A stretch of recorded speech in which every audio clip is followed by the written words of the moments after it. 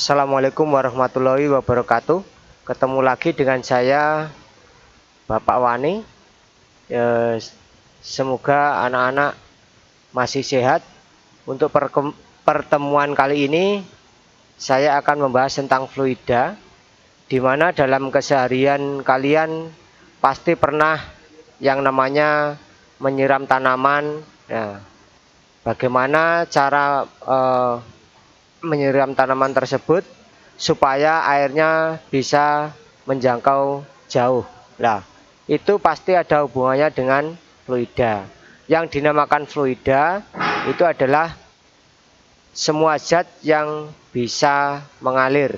Nah, fluida sendiri dibagi menjadi dua macam, fluida statis sama fluida dinamis. Untuk pertemuan kali ini saya akan membahas tentang fluida statis, yaitu fluida yang dalam keadaan tak bergerak atau diam. Nah, secara sistematis fluida diartikan fluida yang tidak mengalami perpindahan bagian-bagiannya. Nah, pada keadaan ini fluida statis memiliki sifat seperti tekanan dan tegangan permukaan. Yang pertama, tekanan hidrostatis. Tekanan ini adalah tekanan di dalam fluida statis yang diakibatkan oleh adanya gaya gravitasi, yaitu gravitasi bumi ya. Besar tekanan hidrostatis bisa dirumuskan seperti berikut ini. pH sama dengan rho GH. pH itu tekanan hidrostatis, rho-nya adalah massa jenis zat cairnya. G-nya gravitasi bumi, H-nya adalah kedalaman. Nah, gravitasi bumi kita pakai 10 meter per sekon. Contoh soal, sebuah tabung diisi alkohol setinggi 24 cm. Jika massa jenis alkohol 0,8 gram per cm kubik, berapakah besar tekanan hidrostatis yang bekerja pada kedalaman 9 cm dari dasar tabung? Diketahui H1-nya 24 cm, kemudian H2 9 cm, rho atau massa jenis 0,8 gram per cm kubik. Jangan lupa kita jadikan kilogram per meter kubik. Hasilnya 800 kg per meter kubik. Nah, di situ kenapa kok bisa 800 kg per meter kubik?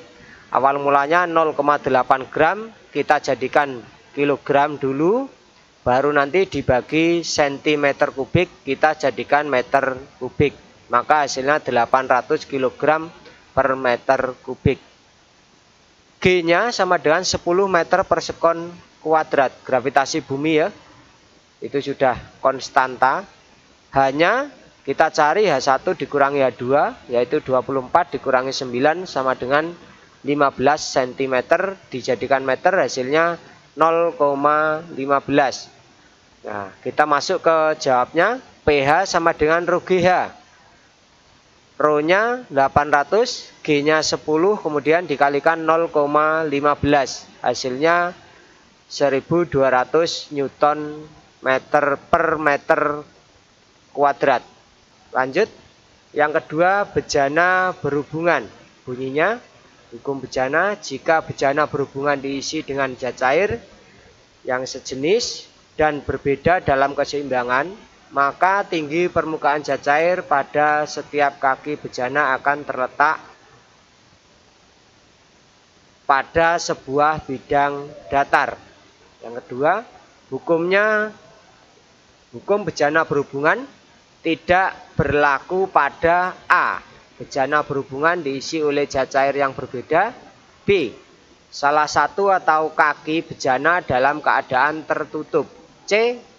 Terdapat pipa kapiler. Nah, contohnya hukum bejana itu adalah water pass. Lanjut, yang ketiga, hukum Pascal. Nah, biasanya hukum Pascal ini digunakan untuk dongkrak hidrolik ataupun yang sering kita lihat yaitu pencucian mobil. Nah, di situ tanpa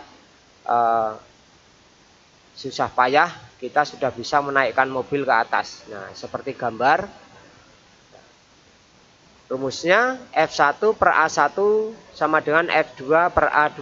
Keterangannya F1 dan F2 sama dengan gaya yang bekerja pada piston pertama dan piston kedua. Jangan lupa satuan gaya itu Newton. Kemudian A1 dan A2 luas penampang pada piston 1 dan 2. Satuannya meter kuadrat.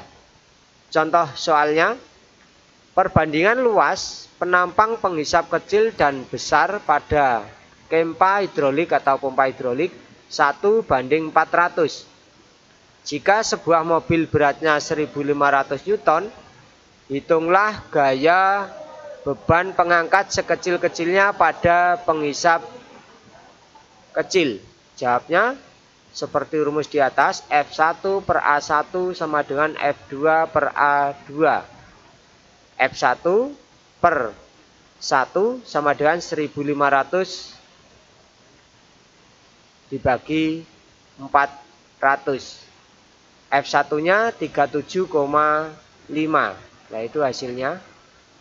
Yang 4, hukum Archimedes. Nah, hukum ini menyatakan jika sebuah benda tercelup sebagian atau seluruhnya ke dalam suatu zat cair, maka akan mengalami gaya ke atas yang besarnya sama dengan berat zat cair yang dipindahkan. Nah, biasanya hukum ini dalam kehidupan sehari-hari diterapkan dalam pembuatan jembatan apung ya.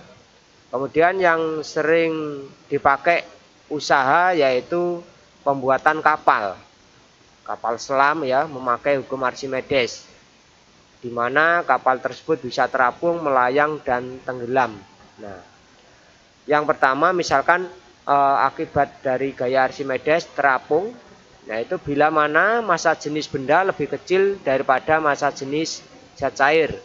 Yang kedua, melayang, bila mana massa jenis benda sama dengan massa jenis zat cair, jadi bisa melayang nanti. Kemudian kalau tenggelam, bila mana massa jenis benda lebih besar dibandingkan massa jenis zat cair. Lanjut soalnya, supaya dikerjakan di rumah. Suatu tempat di dasar laut memiliki kedalaman 12 meter. Diketahui massa jenis air laut 1,025 kali 10 pangkat 3 kg per meter kubik. Pertanyaannya, A, berapa tekanan hidrostatis di tempat tersebut? Yang B, berapakah tekanan total di tempat tersebut? Sampai sekian penjelasan saya. Dan saya akhiri, wassalamualaikum warahmatullahi wabarakatuh.